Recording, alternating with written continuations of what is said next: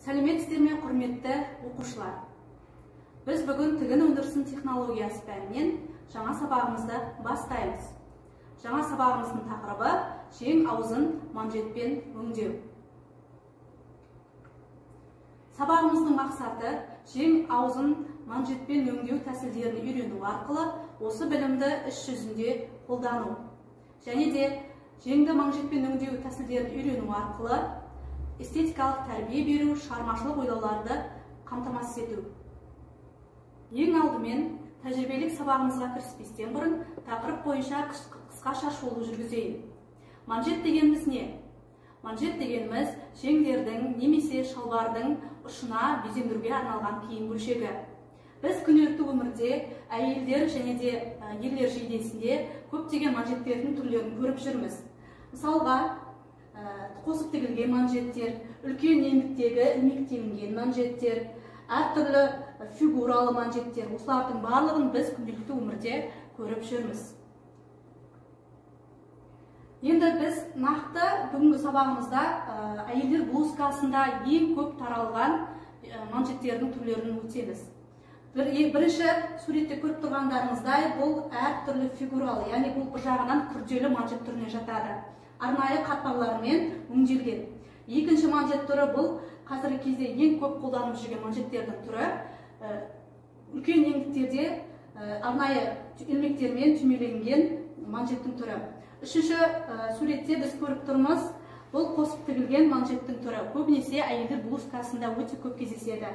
Төртінші, бұл бізде тұйықталған манжет түрі болып табылады. Енді манжеттің классификациясы бойынша топтастыруына көшейік. Манжеттің тік, күрделі, қосып тігілген, сонымен қатар қайырмалы, тұйық және де қосарланған түрлерге бөлінеді. Енді біз бүгінгі тәжірибелік сабағымызда қосып тігілген манжет түрін өңдейтін боламыз. Тәжірибелік сабағымызға кіріспестен бұрын біз нені қайталап өтуіміз керек? Әрине, техникалық қауіпсіздік ережесін. Инемен, қайшымен және де тігін машинасымен жұмыс істеу жағдайында біз техникалық қауіпсіздік ережелерін қатаң ескеріп отыруымыз қажет. Инемен жұмыс істеген жағдайда ине міндетті түрде арнайы жастықшада түйреліп тұру керек. Бұл алдағы болатын жарақаттардан сақтайды. Қайшымен жұмыс істеген жағдайда қайшының жүзі ашық болмауы қажет және де міндетті түрде қайшы өткір болу қажет. Тігін машинасымен жұмыс істеген жағдайда тігін машинасының платформасында артық керек емес заттардан арылу керек. Сонымен қатар құрал жабдықтардың бәрі машинаның оң жағында орналасуы қажет. Машинаны электр тоғына қосқан жағдайда оның дұрыс қосылғанын бір тексеріп өтуіміз қажет. Жең аузын манжетпен өңдеуді ең бірінші технологиялық бірізділігінен бастаймыз. Алдарыңызда жең аузын манжетпен өңдеудің технологиялық бірізділігі реттілікпен берілген. Осы бойынша біз тәжірибелік сабағымызға көшеміз. Ең алдымен манжетті арнайы флизелиннің көмегімен қатырмалаймыз. Бұл не үшін қажет деп ойлайсыздар, оқушылар? Әрине, дұрыс айтасыздар, яғни манжеттің формасын сақтау үшін. Сонымен қатар түймелікпен өңдеген жағдайда біз арнайы флизелиннің көмегімен манжетке форма береміз. Ең алдымен осы манжетке флизелинді толығымен қатырмалаймыз. Ол үшін ылғалдық жылу жұмыстарын жүргізуіміз қажет. Негізгі бұйымнан пішілген манжетіміз, мынау біздің қатырма флизелиніміз. Флизелинді жапсыру жағдайында қалай жапсыру керектігін біз жақсы білеміз деп ойлаймын. Міне манжеттің үстіне флизелинді қоямыз. Арнайы түптің көмегімен біртіндеп басамыз, ақырындап. Біздің флизелиніміз манжетке толығымен жабысуы қажет.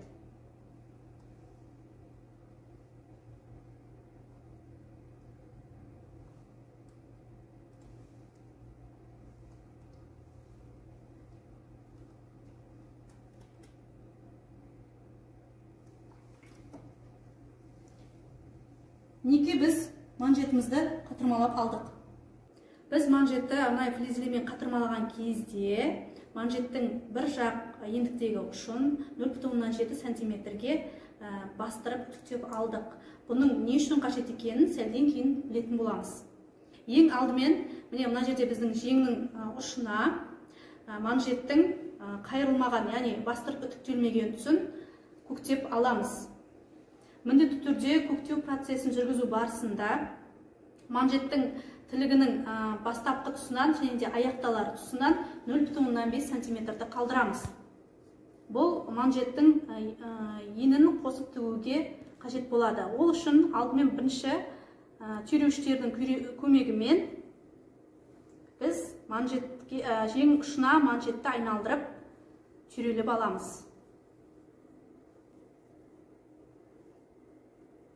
Манжетті көктеу барысында біз жең ұшына артық қалған бөлігін қатпарға қарай ығыстырып жібереміз. Бұл бізде, яғни жең тілігіне жақын тұстан біз қатпарды орналастырамыз. Бұл міндетті түрде болу қажет шарттың бірі. Инені жіпке сабақтаған кезде біз міндетті түрде білеміз, бір қабат етіп сабақтау қажет. Және де тігістің ендігі 0,7-1 см-ге дейін болу қажет.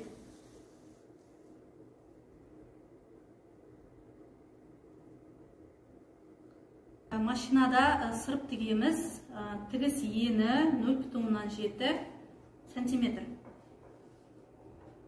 Міндетті түрде бекітпе береміз.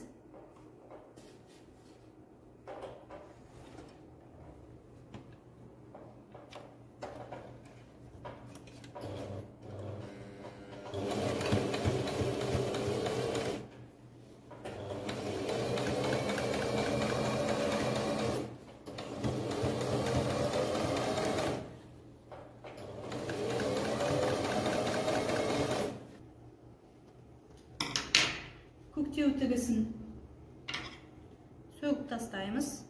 Бізге ол уже керек емес.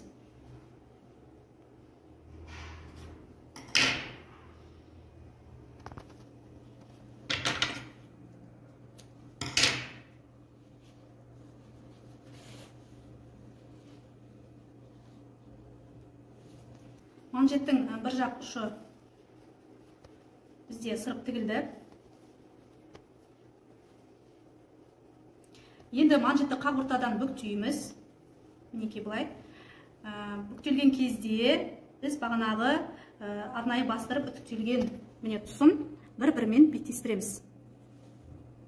Арнайы булавканың көмегімен қыстырамыз. Және де мына бөлігінен, ендігінен 0,5 см сырып тігеміз. Екінші жағынан да дәл солай.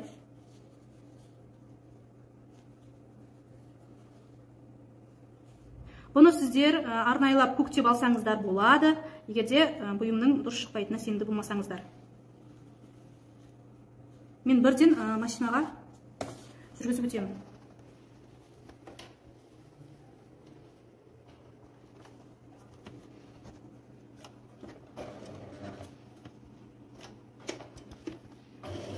Бекітпе беруді ұмытпаймыз.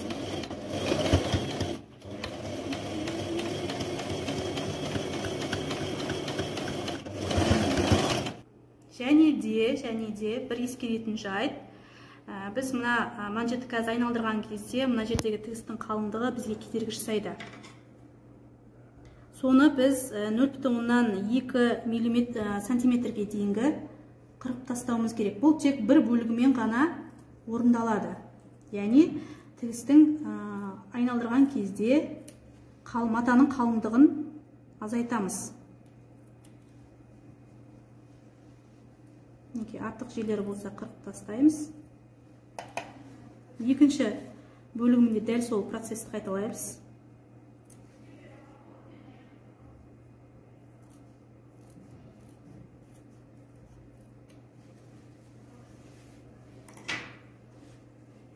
Манжеттің міндетті түрде ұшын шығару мақсатында ұшын кішкене қырқамыз. Бұны өткен сабақта да өттік. Енді мінекей манжетті айналдырамыз.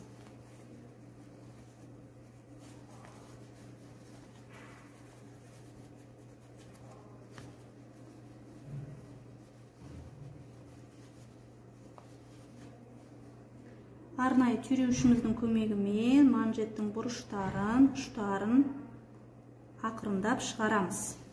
Біз бұл жағдайда бұйымның негізгі матасын бүлдіріп алмауымыз керек.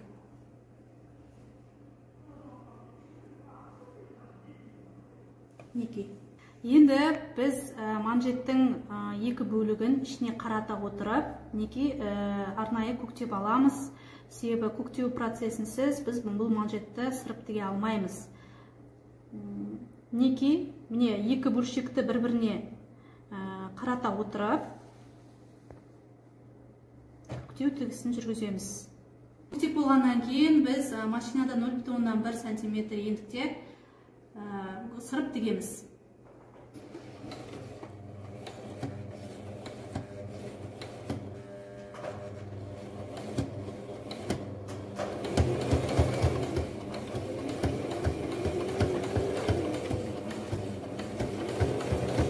Енді көктелген жібімізді сөгіп тастаймыз. Енді ылғалдық жылу өңдеу жұмыстарын жүргіземіз. Бұл әрине бізде манжеттің формасын сақтап тұрудың бірден-бір шарты болып табылады. Енді манжетімізді ақырындап үтіктейміз.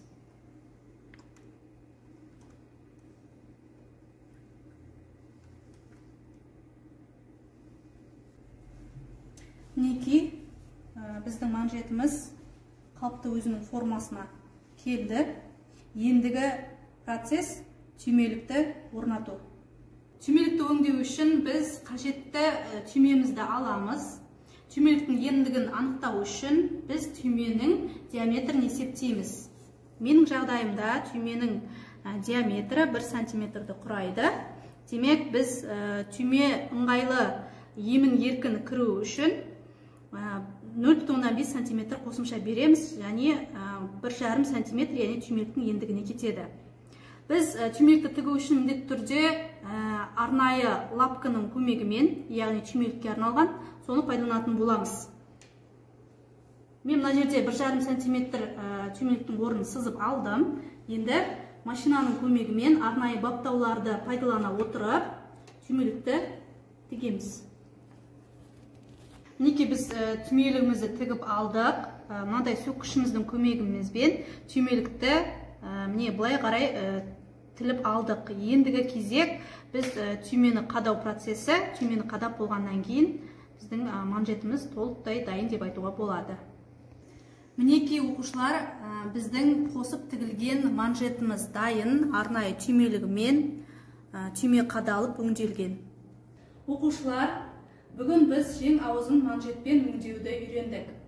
Ендігі сіздерге үй тапсырмасы дәл осылай жұмыстың нәтижесін колледж Smart Nation бағдарламасында жіберіңіздер. Осымен сабағымыз аяқталды. Қош, сау болыңыздар.